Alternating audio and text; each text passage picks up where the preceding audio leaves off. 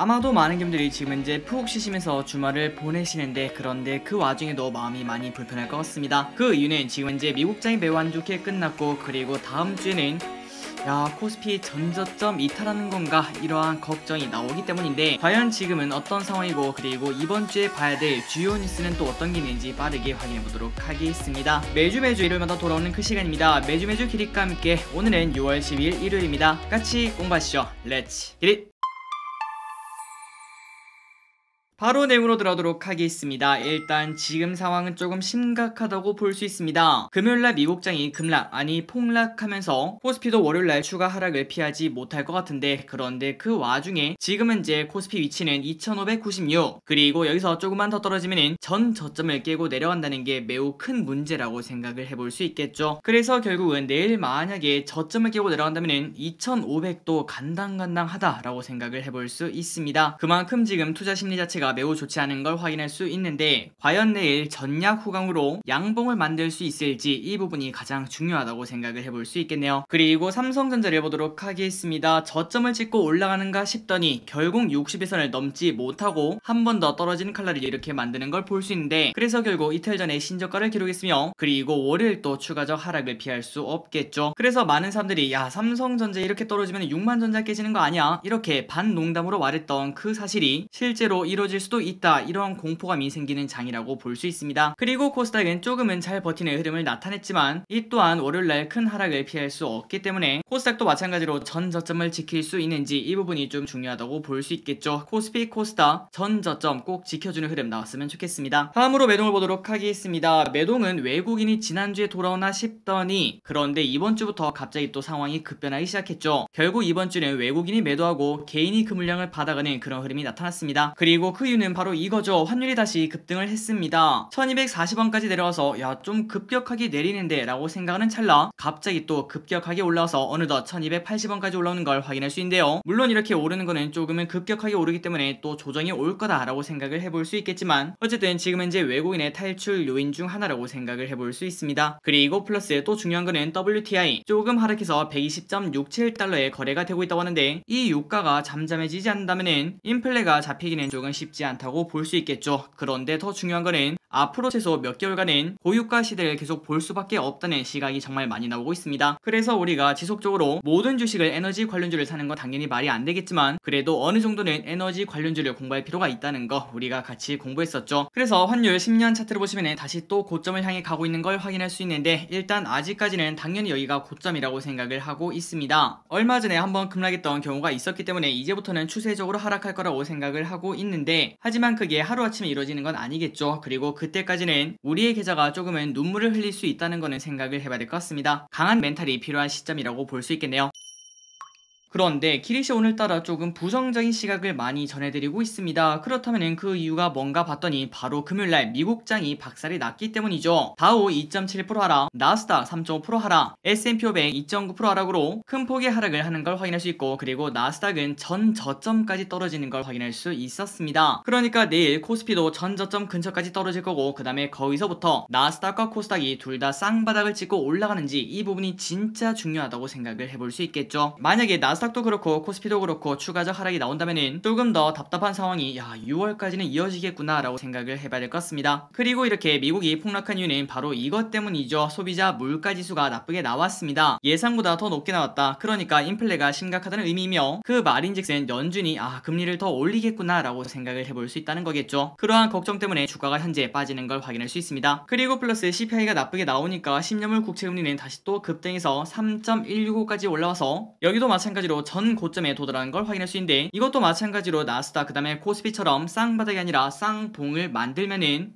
이제부터는 좀 괜찮을지도 라고 생각을 해볼 수 있을 것 같습니다. 진짜 앞으로의 장을 결정짓는 중요한 한 주라고 볼 수 있습니다. 그렇다면 관련 뉴스 빠르게 보도록 하겠습니다. 미국 소비자 물가 41년 만에 최고. 투자자는 5월 소비자 물가지수 발표에 촉각을 곤두세웠는데요. 인플레가 정점을 찍었을 수도 있다라는 생각이 박살났다고 합니다. 그래서 월가의 공포지수로 불리는 빅스는 6.3% 38%나 급등했으며 게다가 소비 심리 자체도 흔들렸습니다. 6월 미시간대 소비자 심리 지수는 사상 최저치를 기록을 했으며 그리고 이 수치는 시장 전망치 59를 크게 하회한 수치로 이는 1980년 불황 당시 저점과 유사하다고 합니다. 그리고 블룸버그는 이렇게 말했습니다. 이러한 수치들은 인플레가 이미 최고조에 도달해 진정되기 시작했다는 희망을 사라지겠다며 기록적인 휘발유 가격과 살인적인 식료품 및 주거 비용이 미국인들의 가계에 강한 압박을 가하고 있어 연준이 더욱 강하게 제동을 걸어야 할 것을 시사하고 있다고 평가했습니다. 게다가 그 와중에 일요일날 비트코인을 봤더니 오늘 또 3.8%나 하락을 하고 있습니다. 그래서 월요일날 미국장이 조금 반등을 해줄까라고 기대를 하고 있었는데 그런데 비트코인이 먼저 이렇게 급락하니까 일단은 투자 심리가 더 안 좋을 것 같은데 코스피 전 저점이 위험한 상황이라는 걸 우리가 인지를 해야 될 것 같습니다. 그리고 그 와중에 비트코인은 전 저점을 깨고 내려왔기 때문에 코스피의 전 저점도 조금은 위험하지 않겠나라고 생각을 해볼 수 있습니다. 그래서 이번 주 증시 전망 빠르게 보도록 할게요. 일단 이번 주에는 FOMC가 있습니다. 지금으로서는 계속 똑같은 악재인 인플레를 시장이 이제는 좀 둔감하게 받아들이길 이렇게 바랄 수밖에 없을 것 같은데요. 여기서 가장 베스트 시나리오는 일단 내일 급락하고 시작한 다음 강한 양봉으로 하락을 거의 다 회복하고 마무리가 되는 그런 흐름이 꼭 나왔으면 좋겠습니다. 그리고 이번 주에는 새로운 정부의 하반기 경제 정책을 발표한다고 합니다. 앞으로 향후 5년간 어떤 흐름이 나올지 그런 것들을 충분히 예상을 해볼 수 있다고 하고 그리고 그 와중에 정부는 법인세 최고 세율을 현행 25%에서 22% 낮추고 과세표준 구간을 단순화한다고 알려졌다고 합니다. 이 또한 우리 증시의 긍정적인 포인트라고 볼 수 있겠죠. 그리고 플러스 최근 들어 조금 좋은 흐름을 나타내고 있는 중국장의 호재도 반영되길 기대를 해봐야 될 것 같습니다. 그래서 결론은 어려운 한 주가 될 수 있다고 생각합니다. 그런데 우리가 여기서 대응하기는 조금은 힘들다고 볼 수 있겠죠. 사실 우리가 이렇게 어려운 장에서 대응을 한다고 해도 그 대응이 진짜 우리에게 좋은 결과를 만들어줄지 이 부분은 미지수고 그리고 보통은 이렇게 공포가 만연할 때 우리의 선택은 틀릴 확률이 꽤나 높기 때문에 저 길이 같은 경우에 그리고 실제로 제 계좌는 가만히 그냥 있는 어플을 키지 않는 그런 전략을 사용하도록 하겠습니다. 자 여러분들 어떠한 선택을 하시든 최고의 결과 있기를 진심으로 바라며 이번 주에 조금 불안감이 많을 수 있는데 이러한 불안감을 가진 게 무색하게도 증시가 조금 반등을 해줬으면 좋겠네요. 자 여러분들 이번 주 화이팅입니다. 다음입니다. 여기서부터는 정말 빠르게 보도록 할게요. 이번 주 연기금 외국인 픽을 보도록 하겠습니다. 자 연기금 10개 상위로 보도록 할게요. 크래프톤,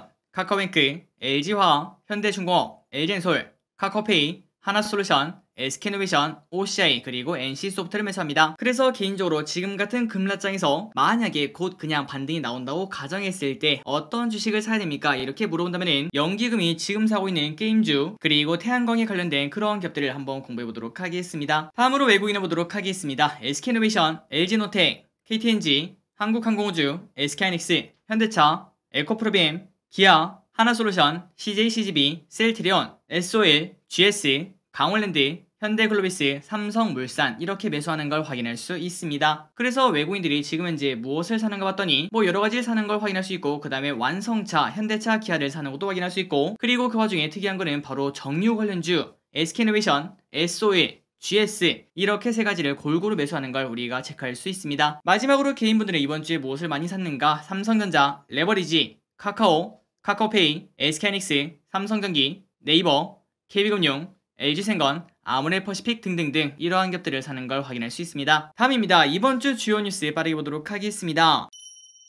자 이번 주는 화물연대 파업 소식이 조금 큰 뉴스였다고 생각을 해볼 수 있습니다. 그러다 보니까 소주 대란이 진짜 오나 이런 뉴스가 나온 걸 확인할 수 있고 그리고 화요일에는 이재용 부회장이 삼성 SDI 사장과 함께 유럽으로 출장을 갔다는 뉴스가 나왔죠. 여기서 좋은 뉴스 그리고 깜짝 M&A 소식 나왔으면 좋겠습니다. 그리고 골드만삭스는 올해 유가가 140달러 돌파할 거다 이러한 예측을 했다고 합니다. 이 부분 때문에 우리가 진짜 머리가 아프다고 볼 수 있겠죠. 그리고 화물연대 파업이 소주뿐만 아니라 완성차 업계에도 현재 피해를 주고 있다고 합니다. 빠르게 합의가 되어서 이러한 파업이 끝났으면 좋겠습니다. 그리고 목요일날 한덕수 총리 자율주행 로봇 보도통행 허용 추진 이런 소식에 로봇주가 좋은 흐름을 나타냈습니다. 말 그대로 이때까지 로봇의 모래주머니였던 규제가 조금은 사라질 수도 있다 이런 기대감이라고 볼 수 있는데요. 앞으로 우리가 로봇 관련주는 당연히 공부를 해봐야겠죠. 그리고 금요일에는 삼성전자가 또 신저가가 깨지는 매우 나쁜 흐름을 현재 만들고 있다고 합니다. 마지막입니다. 다음주 주일장 보고 마무리해보도록 하겠습니다. 일단 내일입니다. 원래 중국 베이징에서 정상 등교 등 방역 완화 예정이었는데 그런데 이게 연기가 되었다고 합니다. 이 부분도 조금은 나쁘다고 생각을 해볼 수 있겠죠. 그리고 미국 바이오 컨퍼런스가 개최가 된다고 하는데 ST큐브, 앞타바이오, 파맵신,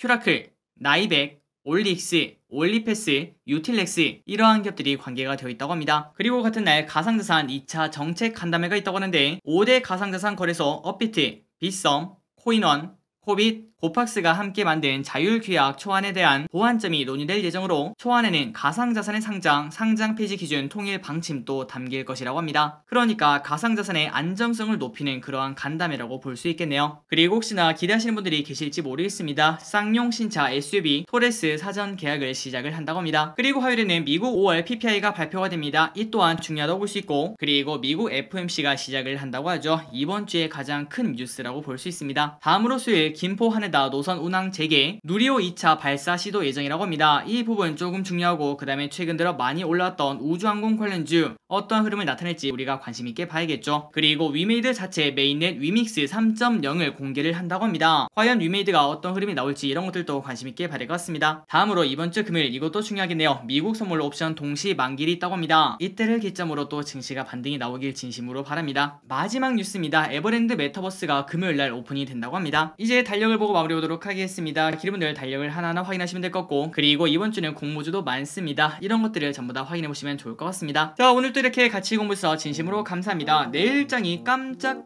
완전 깜짝 반등이 나오길 진심으로 바라며, 저 길이 또 계좌를 보면은 아휴 이거 어떡하냐 라는 생각이 나올 수밖에 없겠지만, 그 와중에도 열심히 공부하고 그 다음에 힘내서 여러분들께 지금 중요한 뉴스가 뭐뭐 있는지 그런 것들 계속 알려드리도록 하겠습니다. 지금까지 길이셨습니다. 빠이요.